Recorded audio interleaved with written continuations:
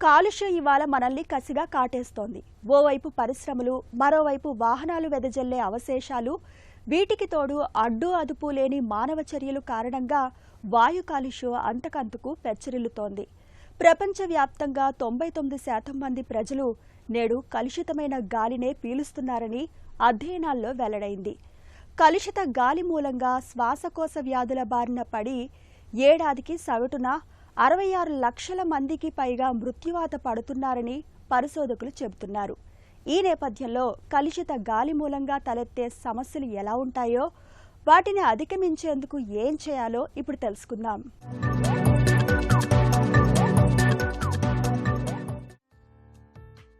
కంటికి ఏమీ కనిపించకపోవచ్చు, పెద్దగా వాసన తెలియకపోవచ్చు. అయినా కూడా ఇంట్లో బయట గాలి కాలుష్యం ఆరోగ్యాన్ని దెబ్బతీస్తూనే ఉంటుంది. కలుషిత గాలి ఇప్పుడు ప్రపంచానికే సమస్యగా మారిపోయింది.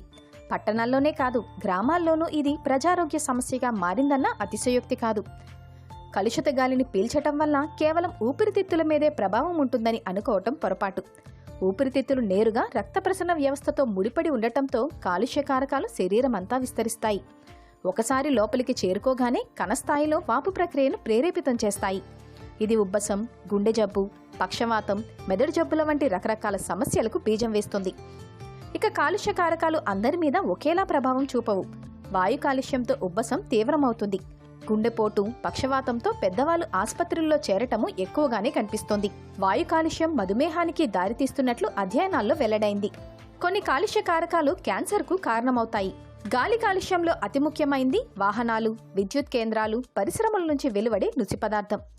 సూక్ష్మ రేణువుల రూపంలో ఉండే ఇది ఊపిరితిత్తుల లోపలికి చేరుకోగలదు. మరో కాలుష్య కారకం ఓజోన్ వాయువు.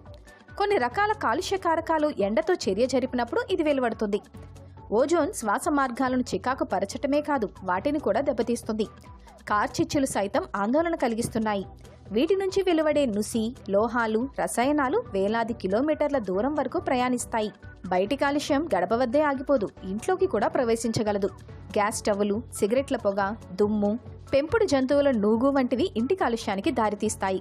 కాబట్టి గాలి కాలుష్యం బారిన పడకుండా ఎవరికి వారు జాగ్రత్త తీసుకోవటం మంచిది. వాతావరణంలో కాలుష్యం ఎక్కువగా ఉన్నప్పుడు బయటకు వెళ్లకుండా ఉండటం ఉత్తమం.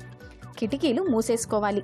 వాతావరణం శుభ్రంగా ఉన్నప్పుడు ఇంట్లోకి గాలి వచ్చి పోయేలా చూసుకోవాలి. వంట చేస్తున్నప్పుడు ఎగ్జాస్ట్ ఫ్యాన్లని ఆన్ చేయాలి. వీలైతే ఇంట్లో గాలిని శుభ్రం చేసే ఫిల్టర్లు అమర్చుకోవాలి. ఇంట్లో కట్టె, బొగ్గు పొయ్యలు వెలిగించొద్దు. ఎవరినీ సిగరెట్లు కాల్చనీయొద్దు. ఈ జాగ్రత్తలు గాలి కాలుష్యంతో తలెత్తే అనర్థాలను చాలా వరకు నివారిస్తాయి.